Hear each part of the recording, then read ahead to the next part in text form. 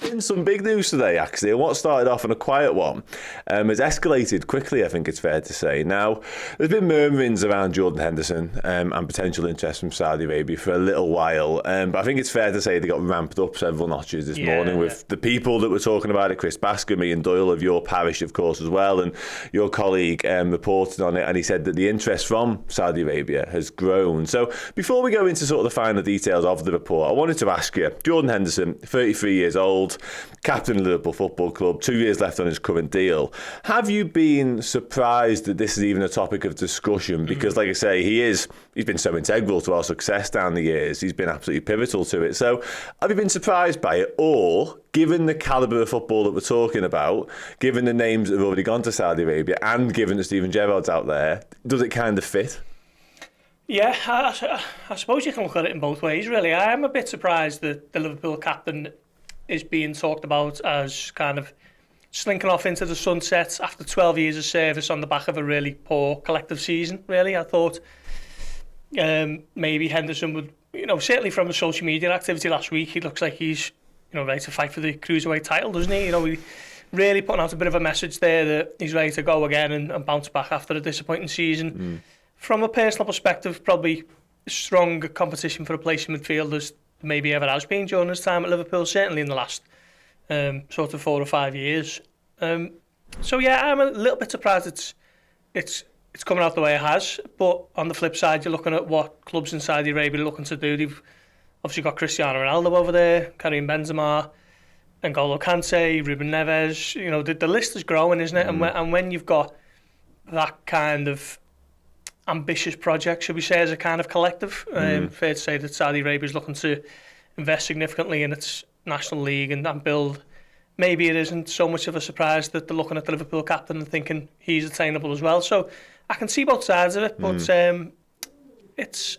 it's been a surprise and it's developed quickly, hasn't it? I think it's fair to say. Oh, 100% that. I mean, I mentioned there, obviously, you guys did the Echo reporting on it straight away this morning. Chris Bascom, of course, and Paul Joyce has even done a report for the Times on it. So we're not, there's a thing, it's out there. It's not happening, So I want to talk about a couple of different factors at play there as well, because I think it's an interesting one, and it's a difficult one to sort of read from a Liverpool perspective because there are conversations to be had around it. I mean, there's been conversations recently about Thiago and potential interest from Saudi, which I want to touch on a little bit later. But with Henderson, it feels to me as though you're right about the competition for places. Obviously, he looks like he wants to fight for his place in the side, and why wouldn't he? He's got every reason to want to do that, of course.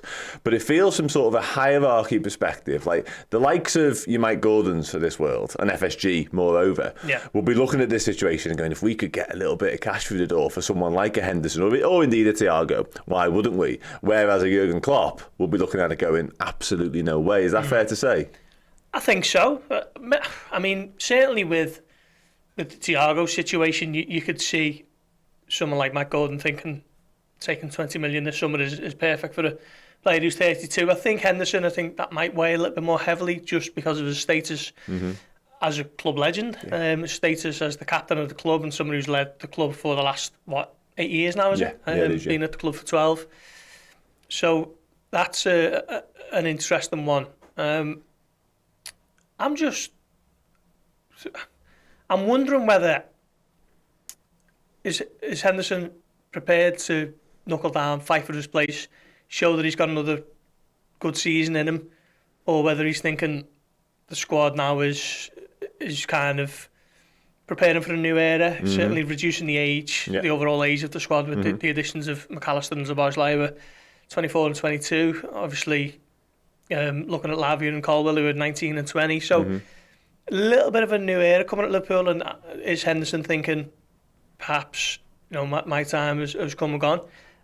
Remains to be seen, but I'd still be shocked. I'd be more than surprised. I'd be shocked if we do find out that Henderson is on the move. I do think that given the talk around the place and the poor season that they've just come off, I do get the feeling that maybe he's thinking there's no way I'm going out on the back of that season and just quietly being shuffled off to Saudi Arabia. I do think he's got point to prove this season, along with several others in the squad. Yeah, definitely. It feels like to me, he feels like the type of character who would face it up front and centre, and he wants to spearhead this renaissance, this revival, whatever you want to call it. But you're right on the point about the new era and new options, and maybe he's looking at it going, am I the next one to move on? But it doesn't feel to me personally, it's very much my personal opinion, that it should be this summer. We've just lost James Milner, another huge leader amongst the group, and don't get me wrong, there were other leaders in there. We got the captain of Scotland, the captain of Holland, but to lose two key leaders in one summer feels big to me. It feels too big to me, but it does remain to be seen. I'm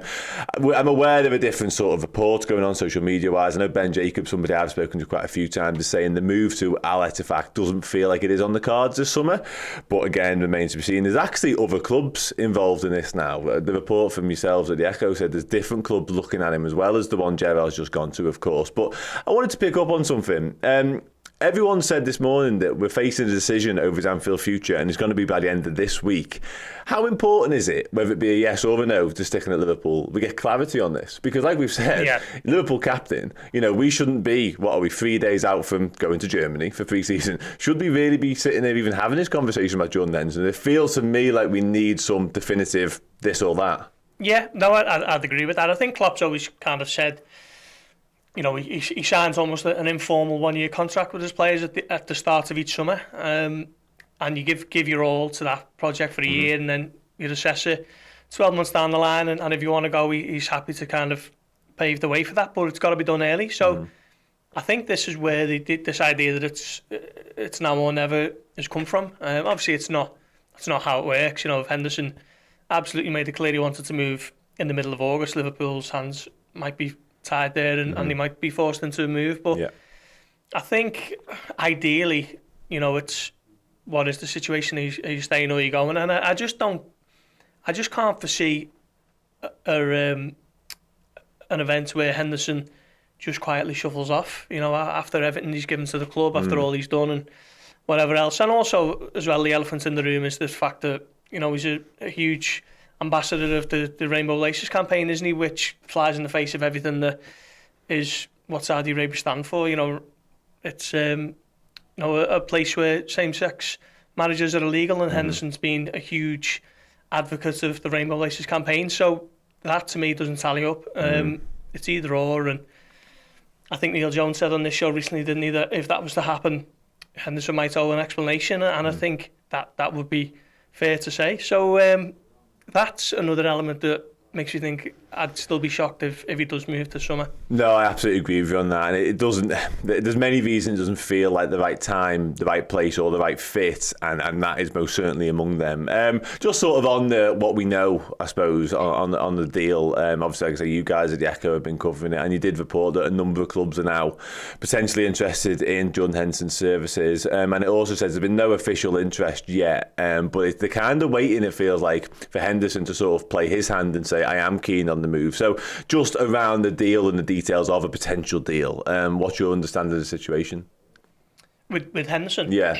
Well, it was Doyley actually who did all the kind of the legwork on this story today, but basically it's there's been no official offer to Liverpool, no official proposal from any club in Saudi Arabia. What I do find interesting is there doesn't seem to be a leading club at the moment who are hell-bent on bringing Henderson to Saudi Arabia. It very much just seems to be vague interest from that part of the world. I wonder,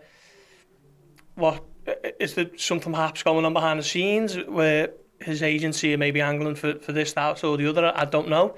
Can't say that with too much confidence, but we had this similar situation 2 years ago, didn't we, when Henderson was the one glaring omission from a list of new contracts. Trent, Fabinho, Robertson, Van Dijk, Alisson, they all signed new contracts, and Henderson was the last of that,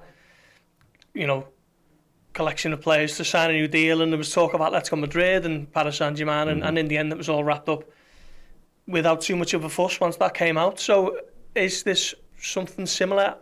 I don't know. I don't know that to be fact, but it is interesting for me that there doesn't seem to be one, front runner of a club who he's wanted by Al Ettifaq, Steven Gerrard. It could be any of the number of the clubs who are throwing the cash around this summer. Yeah, they're definitely throwing the cash around. Yeah, it is a fascinating one, that, because like you say, but it feels to me it's almost as if that's the way they've gone about the business. Obviously, eventually a club has emerged, but it is just like Saudi Arabia wants him, what then the whole nation wants him. It doesn't really make a lot of sense, does it? But that's kind of, because they've owned, it's 4 clubs owned by PIF, isn't it? Yeah. It all feels like he could go to any one of them, essentially, or any footballer could, I should say. But yeah, the contract thing is definitely something that I've seen spoken about, and I've had conversations about myself. He's 2 years left on his deal. He signed that deal you mentioned in 2021. Maybe he is angling for another year on top of that. Who knows? A person who I did want to touch upon before we move on to different matters is Thiago. Now, whilst Jordan Henderson's returned to pre-season training in the shape of his life, it appears, Thiago has returned to pre-season training, not ready to be involved in pre-season training just yet anyway. And his future, because he has got a year left on his deal, different to Henderson again, and there has been Saudi interest in him. I guess the way to start with this, Paul, is where do you sit on Thiago and his future at Liverpool? Because I've and ahed and tossed and turned on it, essentially. I'm 50-50. I love him as a footballer, but what we're trying to do, you mentioned a minute ago, sort of Henderson being left behind, in inverted commas, in an era. Thiago feels very much that to me now. Where are you on it? I mean, from an opinion point of view, I see no value in Liverpool losing Thiago this summer. I think the price tag for an injury-prone 32-year-old with a year left on his contract is probably not going to mean that they can do much with it. I just don't see a kind of a scenario where Liverpool take 20 million for him and then it's reinvested in another central midfielder. I think any money they get for him will just go back into the accounts, and Liverpool's total spend will come down significantly. And you know, from a football watcher, a football lover's point of view, I don't see any value in that, really. I still think if they can manage his game time, keep him fit, he can be a valuable asset for Liverpool in certain games next season. Doesn't have to be running to the ground because the options are so threadbare going forward. He can still be a vital member of the squad. And in all honesty, I still think he's Liverpool's best midfielder. If you know, Liverpool playing the Champions League final next week and everyone's fit, I'm starting him somewhere in that midfield, whatever it is. But I can see the issue from a business point of view where, like I say, that he's 32, he's getting on, he's in the last year of his contract. He's never been really free of injury for a long time, and he's one of the highest earners in the squad. But I just think from, you know, a supporter's point of view and from, you know, the likes of us in the press who watch the football, I'd be really reluctant to see him go because I love watching him play. You know, he's in midfield and he's on form. But as I say, there is maybe a business decision there to be taken, so we'll have to wait and see what happens on that. But at the moment, everything's pointing towards him being in the camp for the season. Rejected the proposal from Saudi Arabia, according to The Athletic, I think, last week. Liverpool have not had anything, you know, sent through their fax machine or however it works these days. So all things are pointing to him being in the camp and ready to go next season. At the moment, I think the decision for him to go under surgery was taken so he wouldn't miss much football of this season. So I think he's just kind of getting over the lasting effects of the surgery that was taken in May, was it? So we'll wait and see how he develops with his fitness, but certainly I hope Liverpool are planning for the long term with him. Hey everyone, I hope you enjoyed that part of the show. If you want to watch the show in full, head to redmenplus.com now and sign up as a club captain or club legend subscriber. And if you do sign up as a club captain yearly and use code Bobby, you'll get all our amazing content for half price. So what are you waiting for? Go and get it done. Hey, so pre-season is just around the corner for the mighty Reds, but if you want to spend your days, weeks and hours celebrating a Liverpool legend, then check out Bobby Firmino, Best in the World, our 3-part documentary series, episodes 2 and 3 exclusively streaming on redmenplus.com right now with full interviews from so many of our amazing contributors, including the Liverpool skipper Jordan Henderson, the greatest goal scorer the club's ever seen, Ian Rush, and a hell of a lot more right now. Go to redmenplus.com. All episodes of Bobby Firmino, Best in the World, streaming today.